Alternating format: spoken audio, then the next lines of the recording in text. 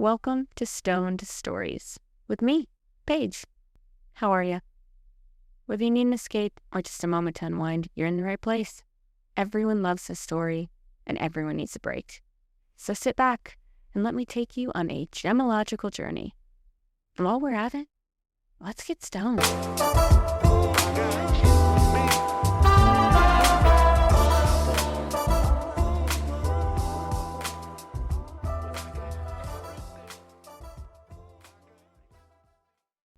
What if I told you that one of the most important gemstones in human history was never valuable because it sparkled, not because it was rare enough to lock in a vault, not because king fought wars over it, not because it could cut glass like diamond, no, but because for most of human civilization, this stone carried almost supernatural abilities.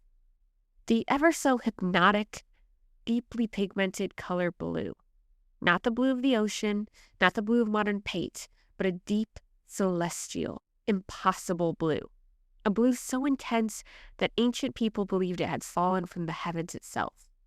A stone carried through deserts by caravans, buried with pharaohs, ground into paint for Renaissance masters, traded across the Silk Road before many empires even existed.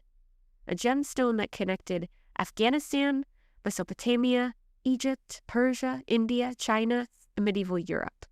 A stone people believed could speak to God, protect the soul, reveal truth, and even open the mind to the cosmos.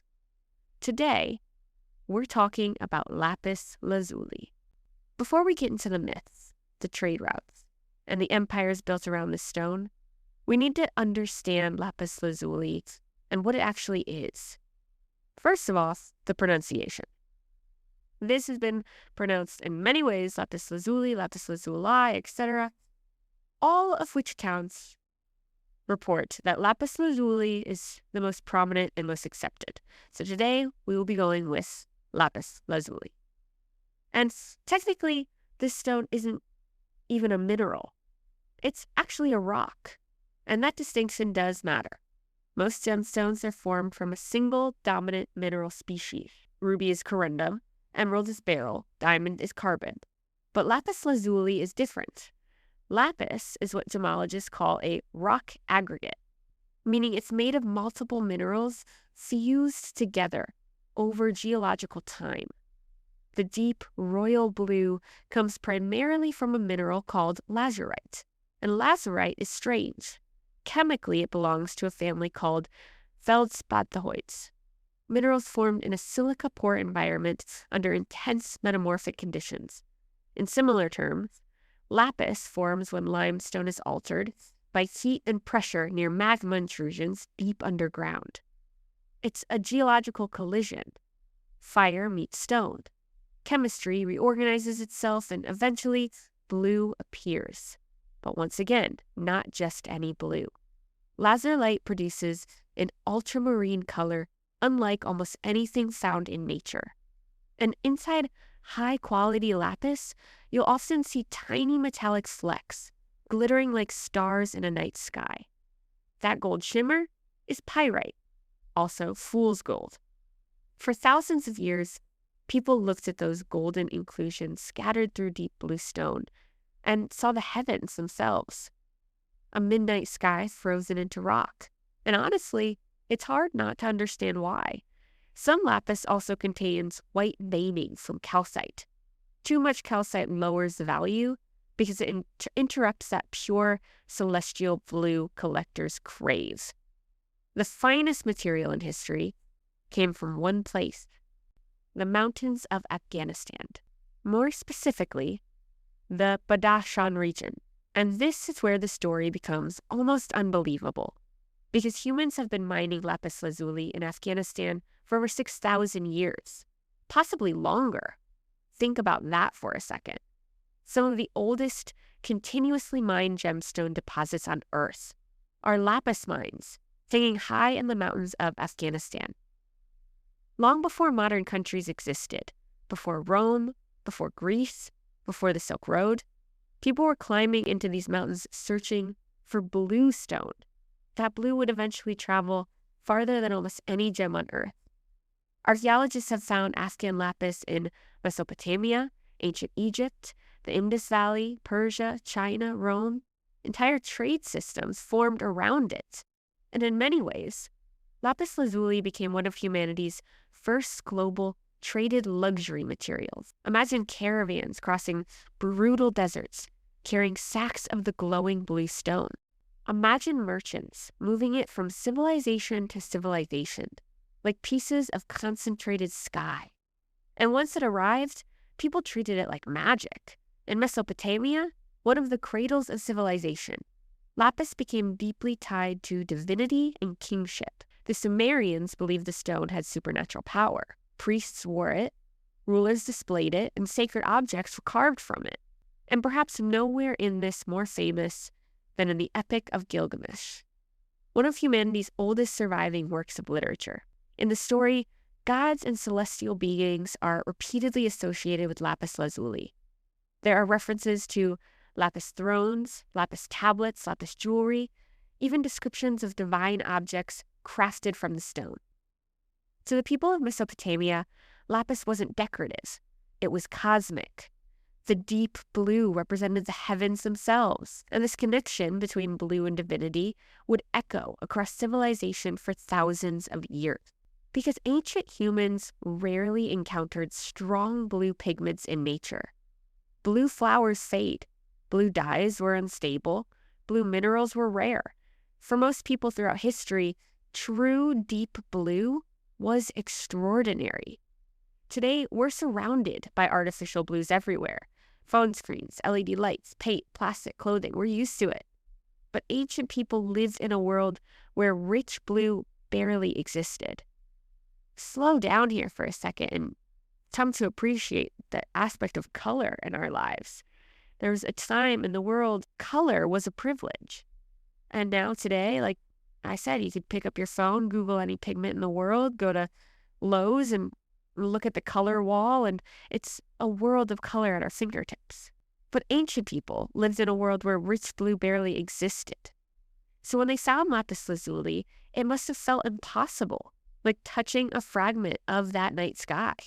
And nowhere embraced that idea more intensely than ancient Egypt. The Egyptians were obsessed with lapis lazuli. Pharaohs wore it in jewelry, it decorated scarabs, amulets, burial masks, and ceremonial objects. They believed it carried divine protection and spiritual power. And one of the most famous examples in human history is the burial mask of King Tut.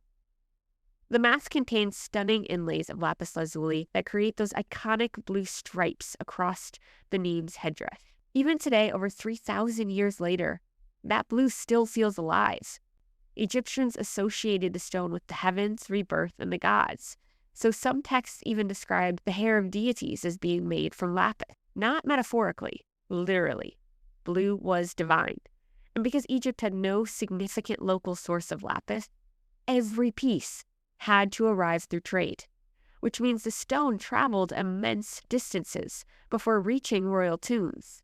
Afghanistan to Mesopotamia, Mesopotamia then to Egypt. Thousands of miles, all for blue. That alone tells you how valuable that color became. And eventually, those same trade routes evolved into something even larger, the Silk Road. Now, when people hear Silk Road, they often imagine one giant road stretching across Asia. But it was really a massive network of trade arteries connecting civilizations. And lapis lazuli moved through those arteries for centuries. The stone traveled alongside silk, spices, jade, glass, incense, ideas, religions, and languages. Buddhism spread across all these routes. Islam spread across all these routes. Technology spread along these routes as well. And tucked amongst all of it was blue stone from Afghanistan. Lapis became part of the Chinese carvings, Persian art, Islamic ornamentation. It connected civilizations that never directly met. A geological object became cultural currency. And eventually, Europe became obsessed with it too, especially during the medieval and Renaissance periods. But this is where the story takes an incredible turn, because Europeans discovered that lapis lazuli could become something even more valuable than a gemstone: pigment. If you crush high-quality lapis into powder and process it correctly, you create ultramarine, one of the most expensive pigments in human history.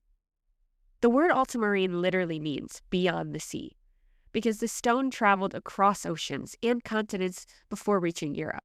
And for centuries, artists valued ultramarine more than gold, not metaphorically. Once, ounce for ounce, ultramarine pigment could genuinely exceed the price of gold. And that is how badly humanity wanted blue. The process was incredibly labor-intensive. Artists or craftsmen would grind the stone into powder, wash it, refine it, separate impurities, and slowly extract the most vivid blue particles.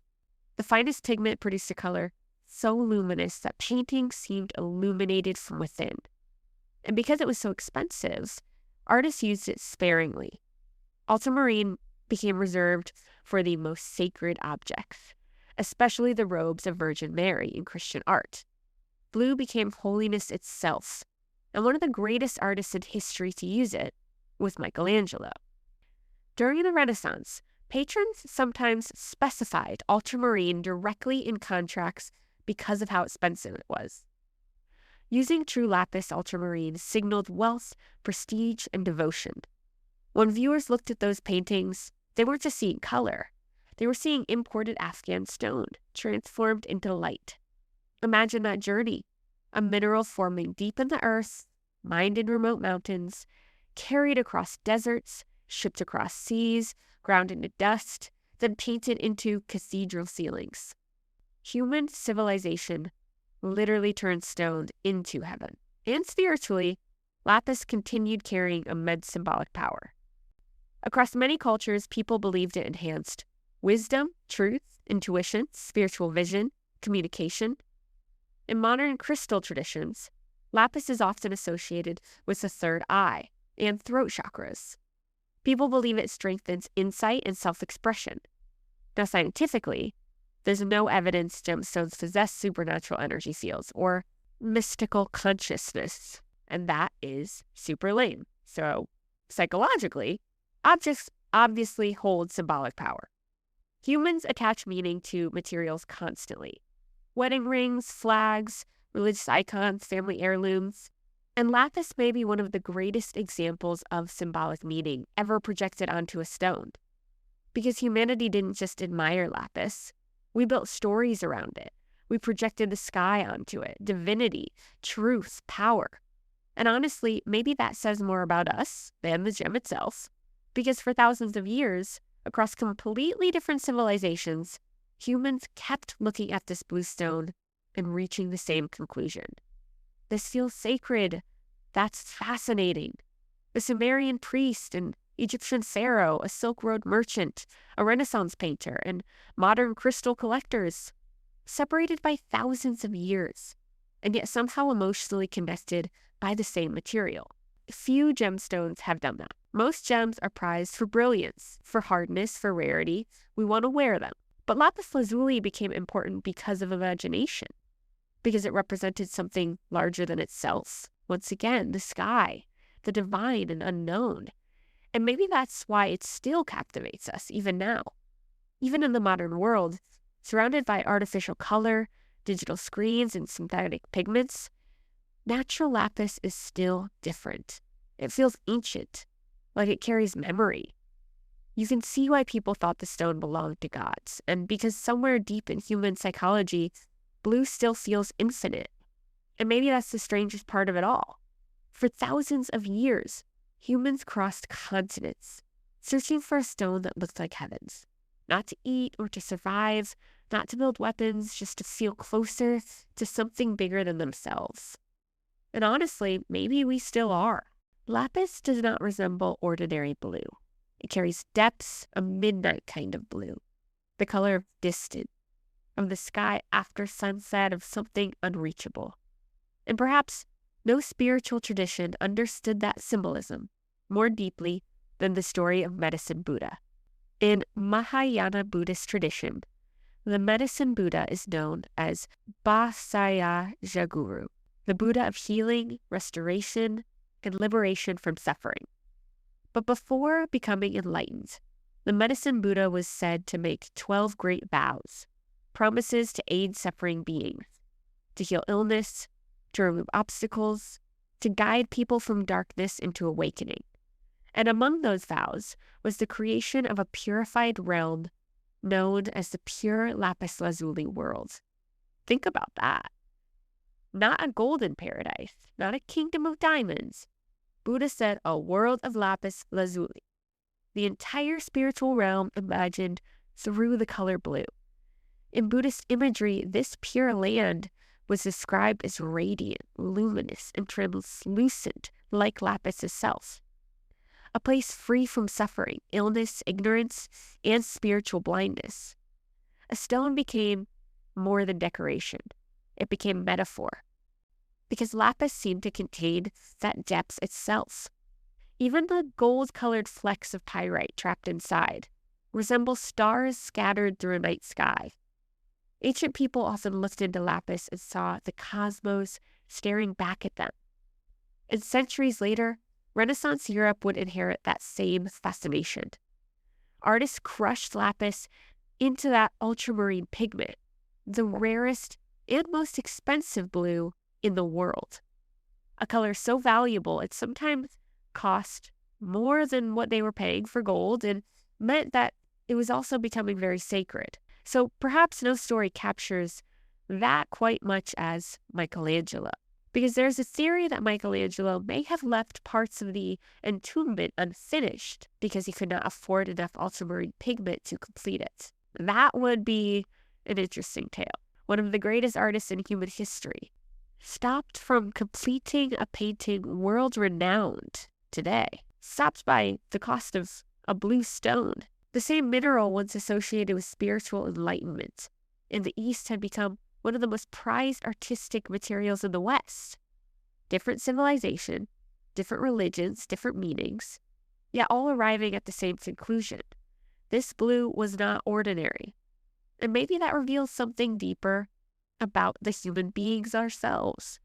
Again and again, across cultures, separated by oceans and centuries, people looked into lapis lazuli and saw translucent, not because the stone possessed magic, but because certain colors seemed to awaken something ancient inside us. The medicine Buddha imagined enlightenment as a realm of pure lapis lazuli. Renaissance painters used crushed lapis to paint heaven onto church walls. Kings wore it. Mystics prayed beside it. Artists bankrupted themselves trying to capture its color. All because somewhere inside the stone, humanity kept seeing the same thing, a glimpse beyond the ordinary world. And maybe that is the strangest part, that a rock formed deep within the earth could become one of humanity's oldest symbols for escaping it.